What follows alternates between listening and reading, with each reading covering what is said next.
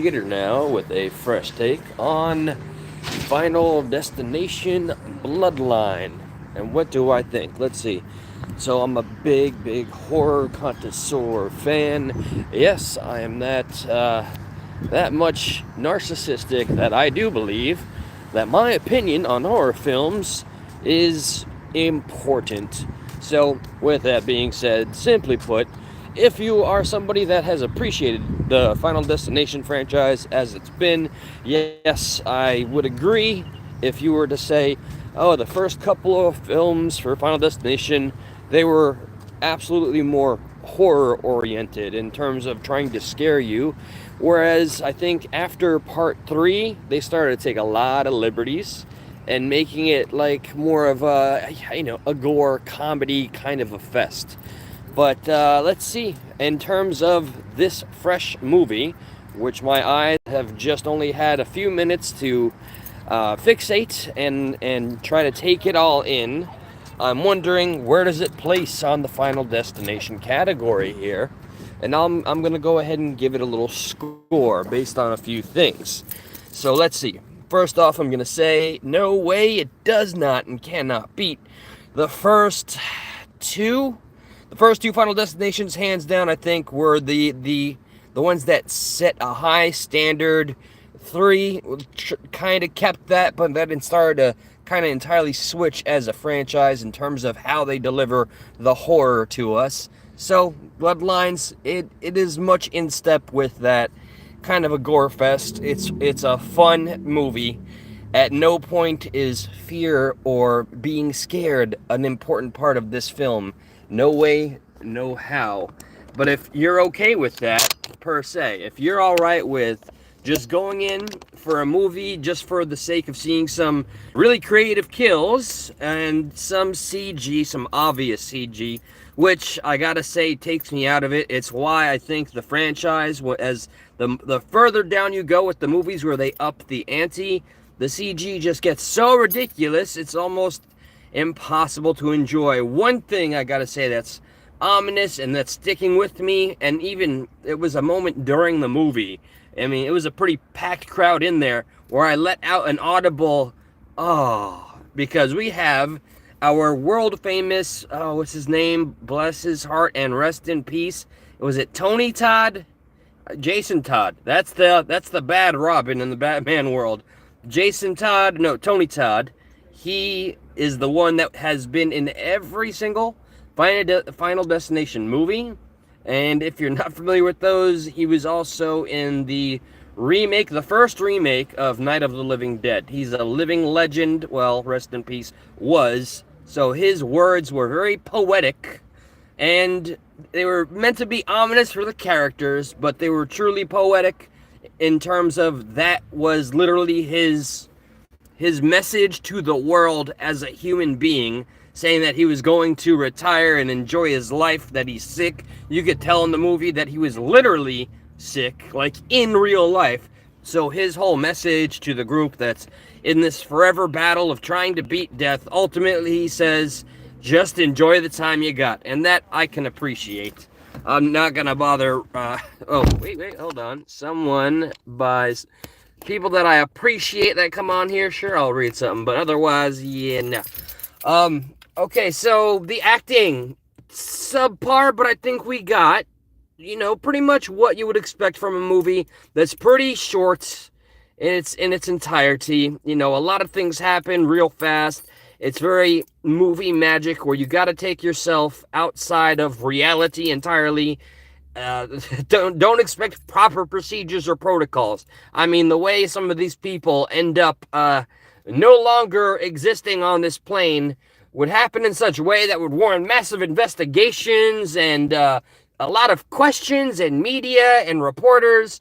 None of that happens because the movie has to get through its message and its characters in a timely fashion, and that I gotta give some points against the experience because it's all feeling just very, very like they want to make it compact, and they're doing it as best they can, so they're fitting in this whole story, which I think they missed a big opportunity to connect every Final Destination to this. It's almost they do it in a way that's vague and it suggests yeah, no, I think it more than suggests. It pretty much says that one of the characters we are introduced to in this current Bloodline movie of Final Destination is the reason that all of the people we've seen in all of the future, I mean, past Final Destination movies had to go through what they did. So that's pretty neat. The opening scene is apparently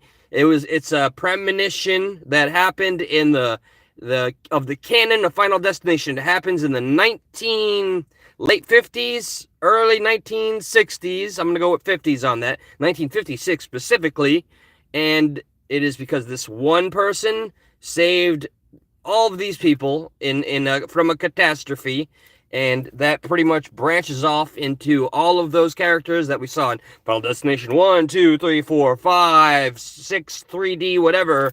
Yeah, that was all the result of this one woman saving all of those lives in that one event, which is a neat thing, but we don't get to spend too much time.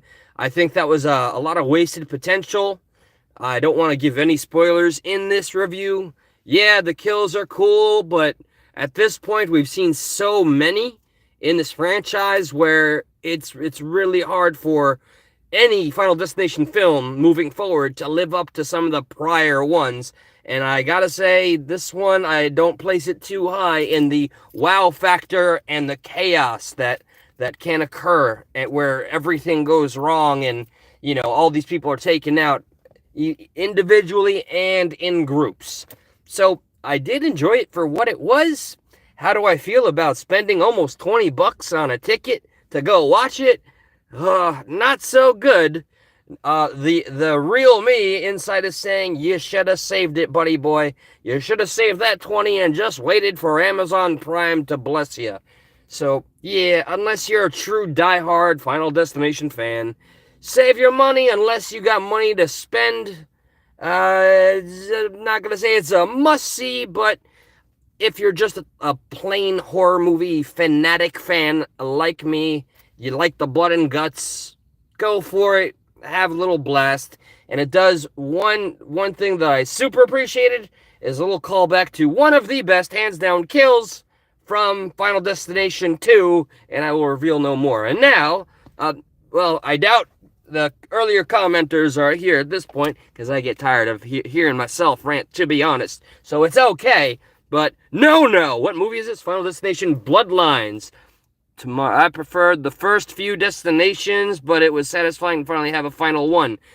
Well, there's no post-credit scene, but so there's a reoccurring theme with a penny that is there from the first moment, the premonition. There's this freaking 1956 penny that is established as being there and seems to almost intake the presence of death itself. Like, if you are carrying this penny, you can be sure that Old Man Death is out to get you, or you're gonna bring Old Man Death to somebody else.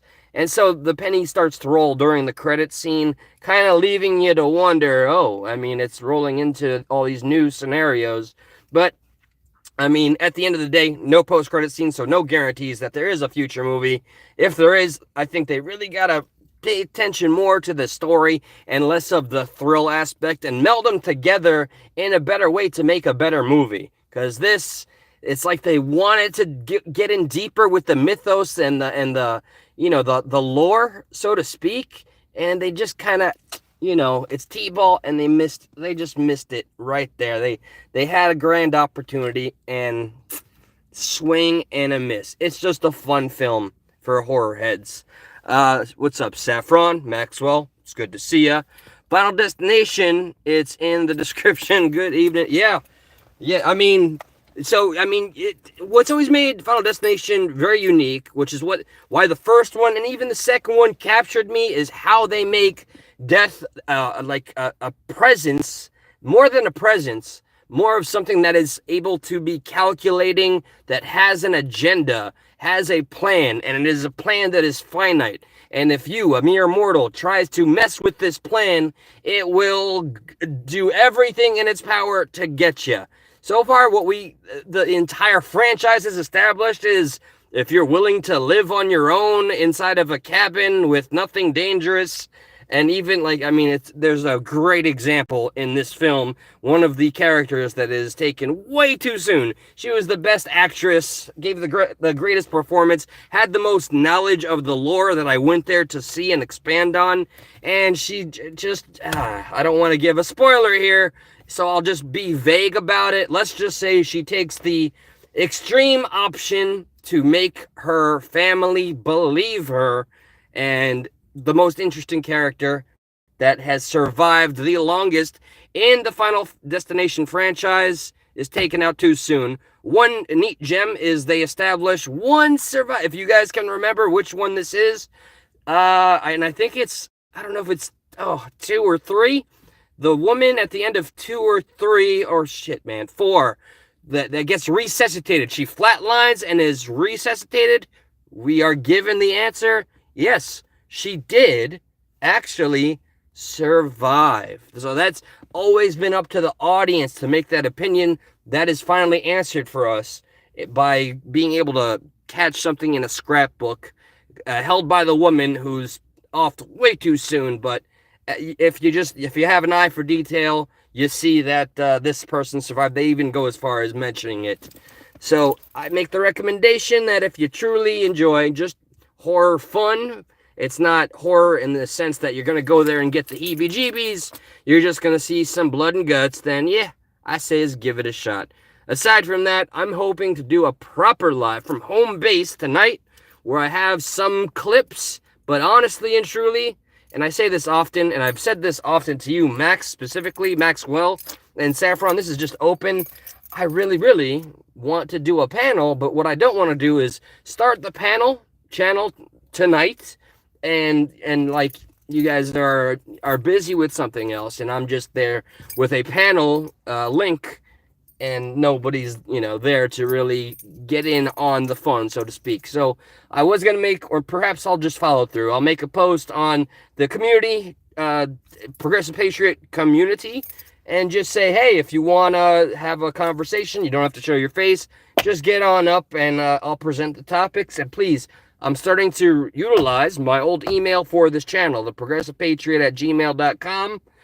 Feel free to send me the emails as I've been going through them. And boy, oh boy, I found some old schoolers and some old emails from way back in the day. Talk about nostalgia. And while you're here, Maxwell and Saffron, did you see Seafowls on HBO Max? That shit is still wild. All right, I'm going to head on out. I look forward to coming back. There's some big news going on that I'll get into for my own personal life. I don't know if you guys have... Well, nope, that's for the future. This is about the damn movie. Let me not go into a complete rant. Everybody stay blessed, take care, and yeah, feel free to, at the very least, watch a horror movie tonight. Tomorrow, love the name, because that's something that I always force myself to look forward to tomorrow. So shout out to you, and thank you. Peace be upon you, my brother, and I hope to see you again as well. Do take care. It's Red Bull o'clock for me.